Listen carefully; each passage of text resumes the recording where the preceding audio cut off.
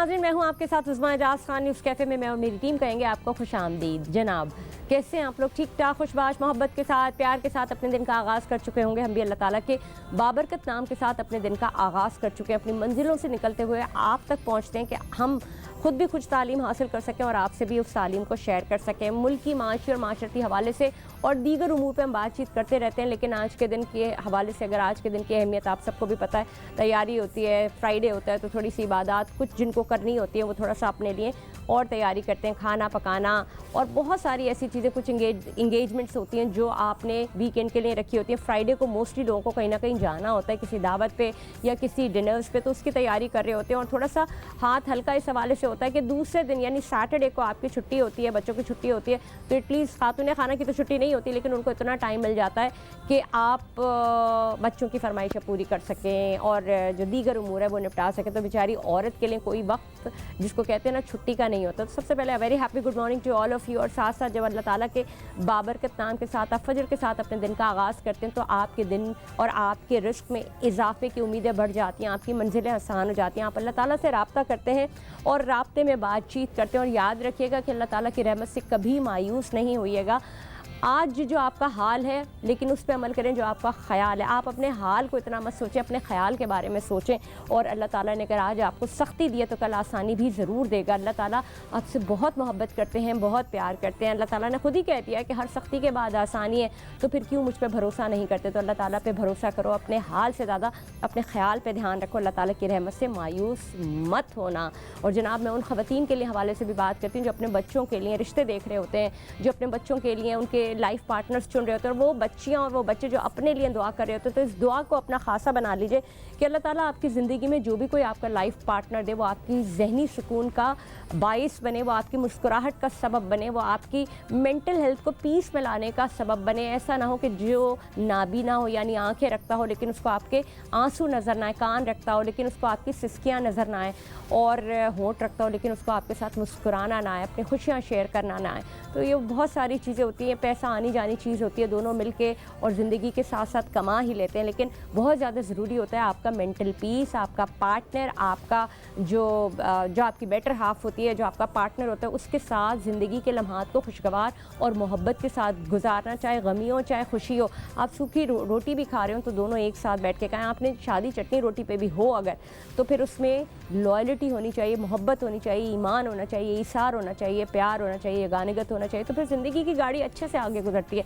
लेकिन अगर एक टायर बहुत बड़ा हो और एक टायर में से हवा निकली हुई हो तो फिर ज़िंदगी लुढ़क फुड़क के गुजरती है और उसके बाद बिलाखिरकार एक्सीडेंट हो ही जाता है। तो जनाब, ये बहुत सारी ऐसी ज़िंदगी की चीज़ें होती हैं जो आपको एक्सपीरियंस से, ऑब्जर्वेशन से आप सीखते हैं और आपसे बात करते हैं, शायद आपके मन को वो बात लग जाए। बच्चों के हवाले से जब बात आती है तो हम कितनी सारी ऐसी चीज़ें होती हैं जो अपने बच्चों के लिए कर रहे होते हैं, कितने थॉट प्रोसेस से गुजर रहे होते हैं हम खुद। और जब अपने बच्चों के मुस्तकबिल की बात आती है तो उनके लिए क्या क्या प्लानिंग करके रखते हैं और क्या क्या सोचते हैं, लेकिन कभी इस चीज़ के ऊपर हम आते ही नहीं है, या आते भी हैं अब तो खैर बहुत अवेयरनेस हो गई है कि हम अपने बच्चों के साथ अपना रिश्ता किस तरह का रखें, मोहब्बत का रखें, प्यार का रखें, क्लोजनेस रखें, बच्चों के साथ दोस्तों वाला रवैया रखें। आपने सुना होगा आजकल बहुत ज़्यादा इस बात का प्रचार भी किया जाता है कि बच्चों के साथ अपना रवैया दोस्ताना रवैया रखें ताकि उनको कोई भी इशू हो, कोई भी बात हो, वो खुल के बात कर सकें, और ये बहुत ज़्यादा ज़रूरी है। मुझे याद है कि हमारे वक्तों में तो नहीं, लेकिन शायद हमारे और जो हमारे फादर्स थे उनके वक्तों में ये होता था कि वो बाप और माँ के साथ एक ऐसा एक डर और खौफ वाला रिश्ता होता था कि वो उनके दरमियान एक गैप, कम्युनिकेशन गैप हमेशा रहता था और वो गैप ख़त्म ही नहीं होता था। मतलब वो बच्चे हुए और वो बच्चों से जवान हो गए, बूढ़े हो गए, लेकिन वो छू नहीं कर सकते थे। और उस ज़माने में भी ये भी होता था कि एक के बाद एक बच्चे होते थे तो माँ बाप बच्चों के साथ अपना मन ही नहीं लगाते थे उस तरह से, बल्कि वो बच्चे शायद दादा दादी के साथ ज़्यादा क्लोज होते थे क्योंकि उनके पास टाइम होता था। लेकिन उस ज़माने में भी यकीनन कहीं ना कहीं ये बात होती होगी कि अपने बच्चों के साथ प्यार से रहो, मोहब्बत के साथ रहो, लेकिन एक डर और खौफ का एलिमेंट स्पेशली फादर्स के साथ ऐसा होता था कि जैसे फादर ने काम से घर वापस आना है तो जी एक खौफ तारी हो जाता था कि जी अब्बा आ रहे हैं। अम्मा ये कहती थी तुम्हारे अब्बू आएंगे ना तो मैं उनसे आपसे शिकायत करूँगी। और तो एक ऐसा डर लगता था कि अम्मी को कहते नहीं नहीं अब्बू आए तो आप ये नहीं कीजिएगा, अब्बा आए तो आप ये नहीं कीजिएगा। तो ये चीज़ें एक पलती चली गई और ये हमारे ना एक सिस्टम का हिस्सा बनता चला गया, हमारे माहौल का हिस्सा बन गया। तो इसको क्या हम जनरेशन गैप कहेंगे? और ये जनरेशन गैप क्या बेहतर था, या हम उसको के बच्चों के साथ जो हम अपनी दोस्ती का एक एलिमेंट और दोस्ती का रिश्ता बनाते हैं वो बेहतर है, या वो रिश्ता इतना ज़्यादा अब यानी दोस्ती करते करते वो इतना, क्या वो भी हमारे लिए कभी कभार मसाइल पैदा कर देता है कि हम जिन जगहों पे होते हैं हम वो दोस्ती में कुछ चीज़ें फिर हम वो बात शायद उस तरह से कन्वे नहीं कर पा रहे होते। बच्चे माँ बाप के साथ क्लोजनेस में वो सब कुछ कर जाते हैं जो शायद उन्हें नहीं करना चाहिए था। तो बेसिकली टॉपिक हमारे ये मेरे साथ मौजूद है मोहम्मद अख्तर आराई साहब, माहिर तालीम है, बच्चों के साथ बड़ा इनका इंटरेक्शन रहता है। सामने वालेकुम अस्सलाम। कैसे आप? ठीक ठाक है, खैरियत से? बिल्कुल ठीक। आपने सुना कि मैं जिस चीज़ के ऊपर आपका तवज्जो मरकूज़ करना चाहती हूँ, मेरे नाजरीन भी जानना चाहते हैं, वो सब बच्चों वाले हैं, तो इसके ऊपर चंद निकात पे तो पहले सबसे पहले तो आप आगाही दीजिएगा। देखिए, काफ़ी तफसीली तौर पे आप जो इस टॉपिक पे आई और बहुत अच्छी तरीके से आपने आगाही दी है हमारे देखने वालों को, सुनने वालों को। बात यह है कि ये जो डर और खौफ हुआ करता था वो बेसिकली मेरी नज़र में वो एहतराम था, वो वैल्यूज़ थी। ठीक है, असल में होता क्या है कि पहले जो तरबियत का सिलसिला चलता था, जो मैच्योर माएँ होती थी यानी कि ग्रैंड मदर्स, वो तरबियत करती थी। जी। तो वो एक ऐसा सिलसिला था, हालांकि अर्ली मैरिजेस होने की वजह से जो औलाद की तरबियत थी वो तरबियत एक मैच्योर माएँ भी किया करती थी। और जॉइंट फैमिली सिस्टम का टूटने की पहली बुनियादी वजह जनरेशन गैप को पैदा करने की है। जैसे कि वो गैप लफ्ज़ से ये पता चलता है कि ये गैप का मतलब फ़र्क है। हाँ। वो कम्युनिकेशन में गैप हो सकता है, वो तरबियत में गैप हो सकता है कि जो है ना, अगर हम अपने आप के अपना सॉफ्टवेयर को ही अपडेट नहीं करेंगे, अपग्रेड नहीं करेंगे, हम बच्चों की तरह नहीं सोचेंगे, मगर इतना भी ओवर नहीं कर देना चाहिए कि बच्चों के साथ बैठ के जो ऐसी दोस्ती हो कि एक दूसरे के साथ बहुत ही ज़्यादा हदूद क्रॉस कर जाएं, तो वो भी मुमकिन नहीं है, मुनासिब नहीं है। रिस्पेक्ट का एलिमेंट नहीं, एग्जैक्टली, रिस्पेक्ट रहनी चाहिए। एक ज़ाहिर है कि बाकी देखें ज़िंदगी में मराहिल हैं। एक बच्चे की उम्र है, फिर थोड़ा बड़ा होता है, लड़कपन आता है, टीन एज आती है, मेच्योरिटी आती है, फिर ज़ाहिर है कि सीनियरिटी आती है, फिर बिल्कुल ओल्ड एज भी आती है। तो हर उम्र का एक तकाजा है, सोचने का अंदाज़ है। अब जाहिर है कि एक घर में जब 4 जनरेशन्स रहती हों, एक घर के अंदर 4 जनरेशन्स का मतलब ये है कि अगर ग्रैंड पेरेंट्स भी रहते हैं जिनकी उम्र 60 या उससे अबव है, फिर दूसरी जो है उनके बच्चे हैं, तीसरी जनरेशन वो जो अभी पैदा हुई है, तो 3 या 4 जनरेशन्स घरों में अक्सर रहती हैं। तो तीनों चारों इसी के ऊपर बात भी करेंगे। नाज़रीन, यहाँ जाते हुए हज़रत अली का आपको एक कॉल बताते चलूँ जिसमें कहते हैं वो कि अपनी औलाद को देखो, खिलाओ सोने का निवाला और देखो शेर की नज़र से।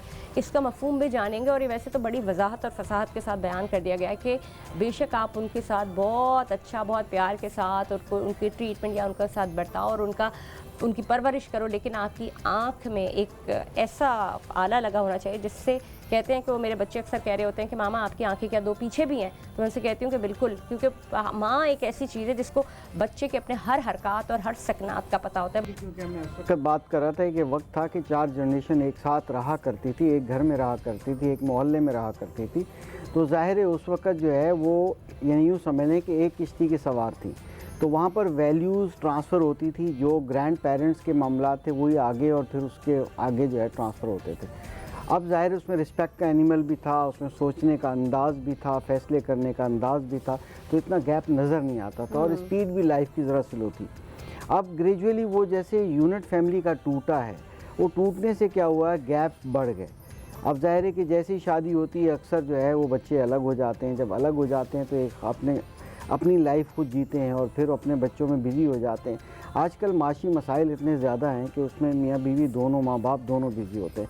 दूसरी तरफ अपने दीन की तरफ अगर जाएं तो जो दीनी तरीक़ेकार है, माँ का काम बच्चों की तरबियत करना है, उनका कमाना नहीं है। बिल्कुल सही कहा। ठीक है, अब वो जब बच्चों की तरबियत करिए, इससे बड़ा काम है ही नहीं। मर्द तो 12 घंटे 16 घंटे काम करता है, उसके बाद जो है वो घर में आराम करता है या अपनी ज़िंदगी गुजरता है, मगर माँ 24 घंटे काम करती है। ठीक है, हर चीज़ घर के मामूलात चलाती है, बच्चों की तरबियत करती है। और वहीं पर जब ये सोचने के अंदाज में गैप आता है, मियाँ बीवी या माँ बाप वो जो हैं वो एक पेज के सवाल एक पेज पर नहीं है, अगर वो उसमें गैप क्रिएट करते हैं, वो अपने आप को माँ अच्छा समझाने की कोशिश करती है, बाप के लिए गैप क्रिएट करती है, या ऐसा बाप मिलता है जो बच्चों को, तो वो बाप से दूर होने शुरू हो जाते हैं बच्चे। फिर बाप अगर कहता है आपकी माँ ऐसी है, तो ये गैप क्रिएट होने की वजह है। जब वो ये चीज़ देखते हैं तो फिर बच्चे भी दूर हो जाते हैं। जहाँ पर एक बाप ये चाहता है कि मैं अपने बच्चों को, अपने बेटे को अपने करीब करूँ, या अपनी माँ के करीब ना चला जाए, तो वो वहाँ पर बात उल्टी हो जाती है कि वो किसी के भी करीब नहीं आते बच्चे। तो खैर, फिर वो मैंने आपसे कहा था थोड़ी देर पहले भी कि मराहिल हैं ज़िंदगी के। जैसे ही बच्चा अपने बस में आता है, एडोलेसेंस एज में आता है, वो अपने अंदाज से सोचता है। वो कहता है मुझे आज़ादी चाहिए। मेरे माँ बाप तो बिल्कुल पुराने ख्यालात के हैं। देखिए, आजकल वो वक्त है कि हमें अपने अंडू करनी पड़ेंगी पुरानी चीज़ें। कोई अच्छा, मोबाइल भी, मेरे कहने का मकसद ये है, आपके कहने का मकसद ये है कि जहाँ ग्रेजुअली बच्चे बड़े हो रहे हैं, जिस दौर में माँ बाप को भी अपने आप को उसी हिसाब से एजुकेट करना है, एजुकेट उस लेवल करना के है, हिसाब से और उन बच्चों के हिसाब अपग्रेड करना है। देखिए, कोई भी चीज़ अपडेट किए बगैर नहीं चल सकती।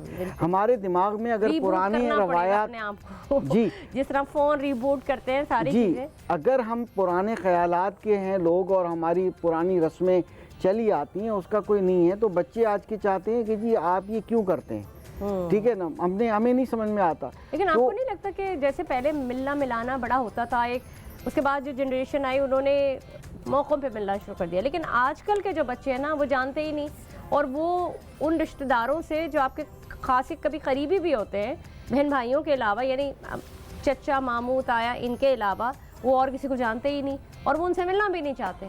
और ये चचा मामू ताया भी जो अगर क्लोज हैं बहुत ही, जो आपका थोड़ा, जहाँ से उन्होंने कोई थोड़ी भी आपको ऐसा लगा, उन्होंने कहा यार what the hell is this, ये मतलब क्यों बोल रहे हैं हमारे। देखिए, यही तो बात है ना, पहले अगर 4 जनरेशन एक साथ रहती थी तो वहाँ पर वैल्यूज़ भी थी, वहाँ पर मिलनसार, क्योंकि हम लोग मिलनसार होते हैं, सोशल होते हैं। फिर 3 जनरेशन, फिर 2 जनरेशन, यानी अब सिर्फ ये है कि शादी हुई और अलग हो गए, और फिर बच्चे पैदा हुए तो उसको संभालना, उनकी परवरिश करना, उनकी तरबियत करना, खुद भी जो है पेरेंटिंग हमारी ठीक नहीं होती। अब वहाँ पर यही मामलात होते हैं कि अगर हम किसी को दूर करना चाहते हैं, ठीक है ना, जैसे थोड़ी देर पहले मैंने मिसाल दी, दोबारा नहीं देना चाहूँगा, कि अगर हम एक ही घर के अंदर दूसरे के साथ तजाद पैदा करते हैं तो वहाँ पर गैप शुरू होते हैं। लेकिन आप फिर हम कहते हैं ये नेबरहुड अच्छी नहीं है। ये है कि अब लोग ना, एक घर में अगर 2 बच्चे हैं या और 2 माँ बाप हैं, सबकी अपनी पर्सनलाइज बहुत हो गए, हर एक की अपनी दुनिया है, अपना सोचने का अंदाज है। सोच, और इतने मुझे ऐसा लगता है कि खुदगर्जी का भी एलिमेंट आ गया है। अब आप देखें कि हम बहुत सारे ऐसे ड्रामे देख रहे होते हैं जहां हमने देखे डोमिनेंसी जो है वो दादी की है, बहुत टीवी पे ड्रामे चल रहे होते हैं, लेकिन वो किन लोगों में जो खाते पीते हैं मालदार घराने हैं, वो उनकी रिस्पेक्ट भी कर रहे हैं, दादी के साथ क्लोज भी हैं, माँ बाप भी उनकी रिस्पेक्ट कर रहे हैं, मतलब मारे धाड़े जैसा भी कर रहे हैं, पर वो कर रहे हैं, रिस्पेक्ट कर रहे हैं। ये वो उस जगह पे दिखाए जाते हैं जहाँ पे नोट है, जहाँ पे कोई बड़ा बिजनेस है। लेकिन अगर आप गरीब के पास आए तो वो तो रहना ही नहीं चाहता, वो तो चाहता ही नहीं है कि आप जॉइंट फैमिली सिस्टम में रहे। और एक जो मिडिल क्लास सबका है, वो 1-2 माँ बाप अपने बच्चों को, चाहे उनमें उसके 4 या 5 बच्चे हैं, वो उनको छोड़ता इसलिए नहीं कि सबका पेट तो भर रहा है ना, कम से कम एक घर में कोई एक ज़्यादा कमा के माँ बाप को दे रहा है तो उससे कम से कम किचन तो चल रहा है ना। लेकिन ये बातें तो चलें घरेलू बातें, मैं उस जनरेशन गैप की बात कर रही हूँ, थॉट्स ऑफ थिंकिंग है, जो थॉट्स हैं, वो थॉट प्रोसेस जो है, हम, आपने बड़ी अच्छी बात की कि हमें अपने आप को रीबूट करना पड़ेगा इस जनरेशन के साथ, उन बच्चों के लिए भी और अपने आप के लिए भी, वरना सर्वाइवल ही नहीं है। बिल्कुल ऐसा ही है। देखिए, वो अब बिल्कुल इसी पे टॉपिक पे ही रहते हैं हम लोग। तो जब ये बेसिकली ये जो सोचने का गैप है ना, असल में यही बड़ी खलीज है जो कि बहुत बड़ा गैप बनती है। कम्युनिकेशन गैप बहुत बड़ा गैप होता है।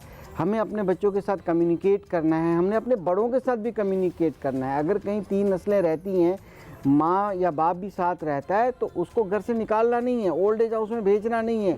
चाहे वो प्रॉपर्टी होल्ड करती हैं, या तो कहीं ये भी केसेस हैं कि प्रॉपर्टी होल्ड करती हैं तो जी आखिरी दम तक उसकी चल रही है। वो भी गलत अगर वो प्रॉपर्टी नाम कर दी गई है बच्चों के, तो फिर वो जो उनके लिए मुसीबत बन गई, फिर उसको ओल्ड एज हाउस में। तो बात यह है कि कम्युनिकेशन इज़ वेरी इंपॉर्टेंट। वो बीच में अपने बड़ों के साथ भी कम्युनिकेशन रखना है, छोटों के साथ भी रखना है, और गैप कम से कम करना है। अब अपने आप को अपग्रेड करना है। उन ग्रैंड पेरेंट्स को भी सोचने के अंदाज को अपग्रेड करना चाहिए फी ज़माना और बच्चों के साथ। फिर वक्त आता है कि इंसान जो है करीब से करीब रहता है। मगर कहीं कहीं केसेस ऐसे भी हैं कि इतने ज़्यादा, ख़ास तौर पे एलीट क्लास में, कि अगर बेटी माँ तो फर्क ही नहीं है। ठीक है, ऐसी ऐसी चीजें हैं कि वो बहुत तो ही इस तरह से बाप देखने में है, नहीं पता लग रहा होता। बाप और बेटा हैं तो अब एक साथ बैठे हुए हैं और पता नहीं क्या कुछ कर रहे हैं। अगर हाँ। पीना पिलाना है भी एक वो साथ भी कर साथ रहे कर रहे हैं हैं, और खाना पीना, मतलब this is not the way. हाँ। बात ये है कि रिस्पेक्ट का एलिमेंट होना चाहिए। जैसे लड़की और बड़ी माँ के दरमियान में एक शर्म का एलिमेंट होना चाहिए। शर्म भी बहुत, यानी हया, आप अपनी हया बात जो है अगर उसकी आपने कदर। अपनी बात पहुंचानी है तो उसको एक ऐसे तरीके से उसमें आप तहजीब का ख्याल रखें। तहजीब देखिए, वैल्यूज नहीं दे पा रहे हैं ना, ये गैप कम अज कम होना चाहिए, ना ज़्यादा ओवर होना चाहिए, बैलेंस होना चाहिए। हमें इज्जत और एहतराम करना चाहिए अपने सोचने के अंदाज को। देखिए हमारा माइंड है, पहले मिसाल मैंने एक दूसरी चीज़ की थी, एक माइंड है, इसके अंदर बहुत सी चीज़ें, पुराने बुरे तजर्बात या पुराने अंदाज, पुरानी रवायात मौजूद हैं, मगर हमें चाहिए कि उसको डिलीट करें। अख्तर साहब, घर से शुरू हुए, स्कूल पहुंच गए, तरबियत का एलिमेंट कैसे घुमा? जी बिल्कुल, देखें जब एक हम ख़ानदान की बात करते हैं, बच्चों के जो इब्तदाई अयाम है या साल हैं, वो माँ बाप की नज़र में बच्चे रहते हैं, वहीं पर जो वैल्यूज़ सीख रहे होते हैं, फिर मज़ीद जो तालीम के लिए किसी मदरसे या तालीमी इदारे का रुख करते हैं। तो नॉर्मली तो ये है कि 5 साल या 6 साल तक बच्चे को घर में ही तरबियत देनी चाहिए। तरबियत वो फाउंडेशन है जिसके ऊपर तालीम रखी जा सकती है, और तालीम बाद में होती है, पहले तरबियत होती है, और फिर ही जाके एक हासिल सही मिलता है जिसको ऐसे लेकिन अब तो पौने 2 साल 1.5 साल का बच्चे को भेज दिया जाता है, तो उसका अब तो ये ज़माने गए। यानी ये मैं पिछले 30 साल पुरानी बात कर रही हूँ कि 1.5 पौने 2 साल बाद 2 साल की एज में आपको बच्चा स्कूल, ये कम से कम 30-35 साल। लेकिन गोरा जैसे रिसर्च करता है कि नहीं जी 4 साल 5 साल से पहले ना करो, होता यही है ना, होना तो यही चाहिए। दुनिया में है ऐसा, दीन हमारे में कहती है कल्चर में भी है। बिस्मिल्लाह जो कराई जाती है 4 साल 4 महीने, और इस तरह का एक वो है पैटर्न है ना, कम से कम आप अपने बच्चे को जो भी तालीम दे रहे हो 5 साल तक। देखिए इब्तदाई 6 साल बच्चे के जो होते हैं, ये एब्जॉर्बेंट माइंड पीरियड होता है, जाजिब दिमाग होता है, और इसी में सेंसोरियल्स डेवलप हो रहे होते हैं, और ये वो पीरियड होता है जिसको बच्चों की अपनी कल्चर के हिसाब से, अपनी माँ की सरपरस्ती में, बाप की सरपरस्ती में, उस फैमिली के अंदर वैल्यूज़ को सीखना पड़ता है। बिल्कुल सही। उसके बाद बच्चा ग्रेजुअली लर्निंग लैंग्वेजेस या मैथ्स, जो दुनिया स्किल्स हैं, उसकी तरफ जा रहा होता है। ये प्रोसेस जब बहुत पहले ही, क्योंकि माँ बाप ज़्यादा बिजी हैं। खैर, अब हम आते हैं तालीमी इदारों की तरफ। तालीमी इदारे जो तरबियत में वो किरदार अदा नहीं कर रहे जो उनको एक्चुअली करना चाहिए, उसकी भी वजह यह है कि जो हमारी पॉलिसीज़ हैं, तमाम स्टेक होल्डर की अपनी अपनी जिम्मेदारियाँ हैं। उस मुल्क का जो इन्वायरमेंट है, वो इन्वायरमेंट बनता ही तमाम स्टेक होल्डर की वजह से है, चाहे उसमें हुक्मरान रियासत की सरपरस्ती, पॉलिसीज़, लॉज, या वो फैसिलिटीज़ या फंडामेंटल राइट्स हों, ऐसे तालीमी इदारे मौजूद हों। ठीक है, पेरेंट की फिनिशिंग और उसकी ग्रूमिंग की ट्रेनिंग्स भी होनी चाहिए। मगर चलो ठीक है, अब आया तालीमी इदारे में। अब यहाँ पर ये हो गया कि जी शायद सेंसोरियल या प्रैक्टिकल लाइफ लर्निंग नहीं करनी है, जाके डायरेक्ट सब्जेक्ट सीखना है। जी, जब सब्जेक्ट की एजुकेशन लेनी है तो फिर बच्चा वही करेगा। फिर ये मामलात ऐसे हो गए हैं कि बच्चा वो वैल्यू सीख नहीं पाता। लेकिन आप देखिए ना कि अब तो पढ़ाई के पैटर्न भी बदल गए। अब मैं यहाँ पर सिस्टम ऑफ एजुकेशन का मसला है। अब मैं दूसरा मसला ये था कि जो इब्तदाई तालीम जिसको प्राइमरी एजुकेशन कहते हैं, वो एजुकेशन भी एक स्टैंडर्ड पर होनी चाहिए। एक निसाब होना चाहिए। कैमिस्ट सिस्टम के बच्चे अलग ना हो, मदारिस के अलग ना हो, बीच में इंग्लिश मीडियम मैट्रिक सिस्टम के अलग ना हो। जब एक तरह का रवायत होगी तो है, यही तो गैप क्रिएट है। अब आपने पॉइंट सही हाईलाइट किया कि यही तो गैप इब्तदा करता है। एलीट क्लास का जो है अलग सोचने का अंदाज, मिडिल क्लास का अलग सोचने का अंदाज, और जो इस्लामिक पॉइंट ऑफ व्यू से अपनी ज़िंदगी को गुजारना बेहतर समझते हैं, दीनी मदारिस के अंदर जो बच्चा तरबियत पा रहा है, इब्तदाई या प्राइमरी पढ़ रहा है, तो उसका सोचने का अंदाज आपने इब्तिदा में जैसे एक बड़ी अच्छी बात की कि हम मासेस के ऊपर जाएं ना, तो मासेस में अभी भी वो डर, खौफ और वो जो जनरेशन गैप है वो इसी तरह से स्टैब्लिश है, या कहीं थोड़ी बहुत उसमें कहीं कमी बेशी आई है? जी बिल्कुल, इससे ना हम लोग एक दूसरे के करीब आते हैं, ना एक कौम बन पाते हैं, अलग अलग सोचने के अंदाज होते हैं। अगर हम इंग्लिश मीडियम स्कूल की बात करें, जब थोड़ा पैसा आ जाता है तो हम प्राइवेट महंगे स्कूलों में जाने लगते हैं। जब वो महंगे स्कूलों में, ऐसी मिडिल क्लास फैमिलीज़ मैंने देखी हैं जो 5,000 फीस अफोर्ड नहीं कर सकते, वो 25,000 वाले में अपना पेट काट के बच्चों को पढ़ाते पढ़ा रहे होते हैं हैं। कि हमारे बच्चों का फ्यूचर बन जाए। और बिलीव कीजिएगा, हमारी रिसर्च ये साबित करती है, आपने भी देखा होगा, वहीं सबसे बड़ा गैप आ जाता है। अच्छा, वो फिर यही होता है कि वो फिर वही बच्चे अपने माँ बाप को कह रहे होते हैं कि हम आपसे मैच नहीं करते। Exactly. क्योंकि वो माँ बाप ने अपना पेट काट के उनको उस माहौल दे दिया, वो पढ़ाई दे दी, उसके बाद वो बच्चे फिर वो, जो मैंने देखा एक ड्रामा भी आजकल टीवी पे आ रहा है, छीन के खाना शुरू कर देते हैं। एम आई राइट और रॉन्ग? जी ऐसा ही है, ऐसा ही। और इसके अंदर आपने देखा कि बहुत सी जगहों पर जब बच्चा टीन एज में पहुंचता है, एक ऐसी उम्र है, सोचने का अंदाज डिफरेंट है। हम सोचते हैं बीइंग अ पेरेंट, अगर एक पेरेंट की एज 30 से 35 साल है, उसके बच्चे की 10 साल है, एक पेरेंट्स की एज 40 साल है, उसके बच्चे की एज जो है 15-16 साल है, तो वो ज़ाहिर है जब सोचने का वो गैप होता है, रहने का गैप होता है, वैल्यूज़ में अंदाज अलग होता है, फिर वहाँ पर घर में भी मसाइल देखता है, घर में पेरेंट्स के दरमियान में गैप है, हर जगह गैप है, गैप ही गैप है, गैप ही गैप है।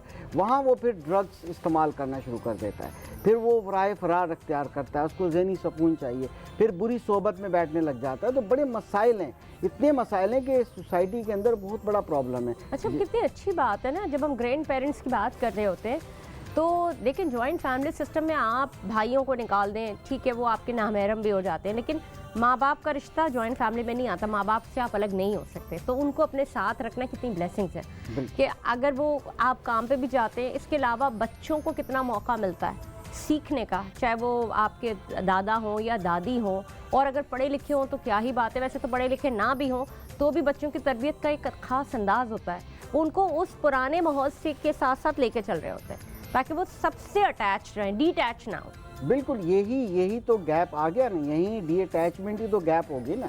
तो ये गैप इतने बढ़ते जा रहे हैं कि हम हर अंदाज में अलग सोचते हैं, हर अंदाज में, यानी कि बच्चे लॉजिक्स चाहते हैं, हम उनको अपने आप को अपग्रेड करें, उन्होंने लॉजिक्स बताएं ना। लेकिन होता ये भी है कि अगर सवाल, अगर हम भी अभी अपने माँ बाप से कोई सवाल पूछे, वो उनको डांट देते हैं, शट अप कॉल दे देते हैं, भाई सवाल पूछ रहे हैं जवाब दो ना।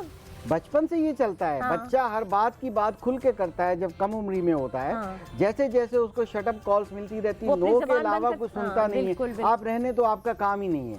भाई जब ये चीजें करते रहेंगे तो यहीं पर हाइड करेंगे चीजें, तो गैप्स तो बढ़ेंगे। अब हम आते हैं आखिरी इस स्टेज में कि जो बच्चे आजकल के बच्चे हैं वो फिर यही समझते हैं पेरेंट्स को कि आपका एक्सपीरियंस अपनी जगह, वो अपना एक्सपीरियंस करना चाहते हैं, खुद से लर्न करना चाहते हैं, बैड एक्सपीरियंस भी करना चाहते हैं, फिर वो मैच्योरिटी में आते ही तब हैं जब वो ये सब कुछ कर गुजरे। ठीक है, बहुत बहुत शुक्रिया, बहुत शुक्रिया। मेरे साथ आप मौजूद थे मोहम्मद अख्तर अराई साहब। वक्त की कमी की वजह से मुझे क्लोजिंग करनी पड़ी है, लेकिन ये टॉपिक ऐसा है कि जिसको बहुत और मज़ीद बहुत ज़्यादा बात हो सकती है। तो जनाब कुछ थोड़े से पॉइंट्स थे जो हमने आपके साथ शेयर किए, और शेयर करने का मतलब सिर्फ यही होता है कि आप कोशिश करें अपने माहौल को देखते हुए और अपने इर्द गिर्द में अपने बच्चों के साथ कैसा रिलेशनशिप बनाना है, कहीं पे बिल्कुल लीनियंट भी नहीं होना और कहीं पे थोड़ी सी एक शेर की निगाह भी रखनी है। तो जनाब प्रोग्राम में अब तक के लिए इतना ही, मुझे दीजिए इजाज़त। मैं हूँ आपके साथ उस्मा एजाज खान।